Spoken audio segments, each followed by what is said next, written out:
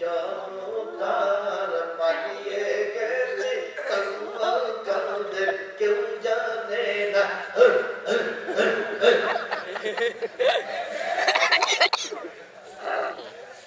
সুতরাং কাউকে ক্রিটিসাইজ করেন না, কোন আলেমদেরকে নিয়ে ক্রিটিসাইজ করেন না, ধরা পড়ে যাবে।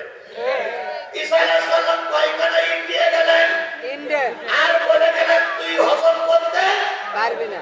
আল্লাহর ওলিরা মৃত্যুবরণ করেছে, প্রতিকার ওলি যাওয়ার সময় বলেছে ও বিচারপতি তোমরা আমাদের ফাঁসি দিতে পারো, কিন্তু একটা দিন মনে রেখো এই সরকার চিরকাল ক্ষমতায় থাকতে পারবে না। পৃথিবীর ইতিহাসে এমন কেউ দেখেছে যে একবার উপরে চেয়ার থেকে নিচে পর্যন্ত সবাই পালাই যায়? প্রধানমন্ত্রী গেছে, এমপিরা গেছে, মন্ত্রীরা গেছে, মসজিদের ইমাম পর্যন্ত চলে গেছে। এই মসজিদের ইমাম বাইরে গেছে, ওইটা বাইতুল্লাহ কি বলে, বাইতুল মুকাররমের ইমাম ছিল মুফতি রুহুল আলী, ও পালাই গেছে। হরিপুদ্দিন মাসুদ সোনাকিয়ার ইমাম চলে গেছে। আমাদের ওই এলাকায় যারা যারা দালালি করতো, মেম্বার থেকে শুরু করে সবাই পালাই গেছে, পুলিশ পালাই গেছে, বিচারপতি পালাই গেছে। এইরকম পালানো জাত পৃথিবীর ইতিহাসে কেউ কোনো জায়গায় দেখেনি। একমাত্র এরাই ইতিহাস করে রাখবে, ইতিহাস করে রাখবে, ইতিহাস করে রাখবে, ইতিহাস করে রাখবে। ঈসা আলাইহিস সালাম বললেন শোনো, দুনিয়ার লোকে তুমি সবকিছু করতেছো জেনে রাখো, এই হজম করতে পারবে না।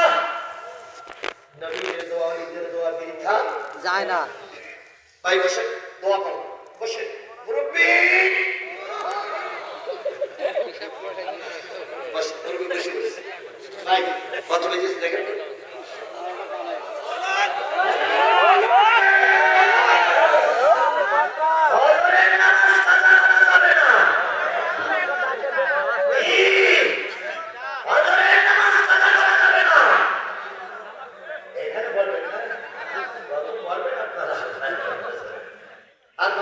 এটি জামাত করে চলে যাবো।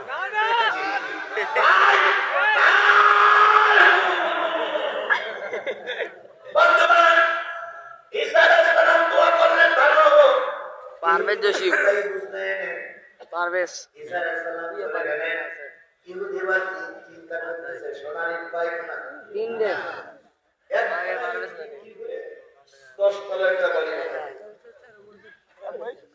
যে স্বপ্ন দেখতেন আপনাদের এই বগুড়া আওয়ামী লীগের সাবেক সভাপতি